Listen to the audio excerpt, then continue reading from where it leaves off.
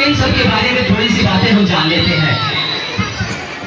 क्योंकि हम सभी जानते हैं कि आज ही के दिन यानी 15 अगस्त 1947 को हमारा देश आजाद हुआ था।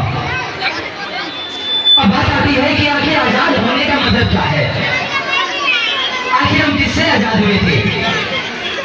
तो क्या था कि इससे पहले अंग्रेजों का शासन चलता था हमारे देश में, जहाँ पर हमें किसी प्रकार के कोई कार्य, चाहे वह पढ़ना हो, घूमना हो, अपने मन से कार्य करना हो, किसी प्रकार की आजादी हमें नहीं थी, किसी प्रकार की स्वतंत्रता हमें नहीं थी। और हम सभी अंग्रेजों के गुलाम बन करके अंग्रेजों के नीचे दब करके कार्य करते थे। लेकिन हमारे वीर स्वतंत्रता सेनानियों ने अपने प्राण की आहुति दे करके, हम जानते थे कि अगर इसी हालत में अगर हमारा देश रहा तो हमारे देश का कभी विकास नहीं हो पाएगा, हमारे देश के समाज का कभी विकास नहीं हो पाएगा और हमारे देश के जो बच्चे हैं उनका विकास नहीं हो पाएगा। इसलिए उन्होंने सोचा कि हमें क्या करना पड़ेगा कि हमें इन अंग्रेजों से छुटकारा पाना पड़ेगा। जब तक हम अंग्रेजों से छुटकारा नहीं पाएंगे तब तक हम अपने देश का भविष्य नहीं बना सकते हैं।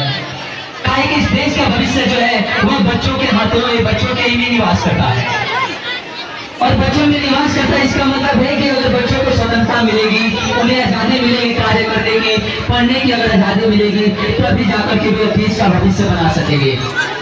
इसलिए हमारे देश के वीर स्वतंत्रता सेनानियों ने अपने प्राणों की आहुति दे करके 15 अगस्त 1947 को अपने देश को आजाद किया था। और इसी उत्सव के साथ हम हर वर्ष 15 अगस्त को स्वतंत्रता दिवस के रूप में मनाते आ रहे हैं।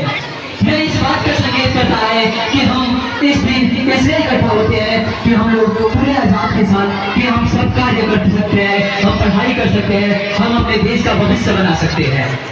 इसलिए इस आजादी को, इस उत्सव को इतनी खुशियों के साथ मनाते हैं। चलिए इसी के साथ बढ़ते हैं अगले प्रोग्राम की ओर, जिसको लेकर के आ रहे हैं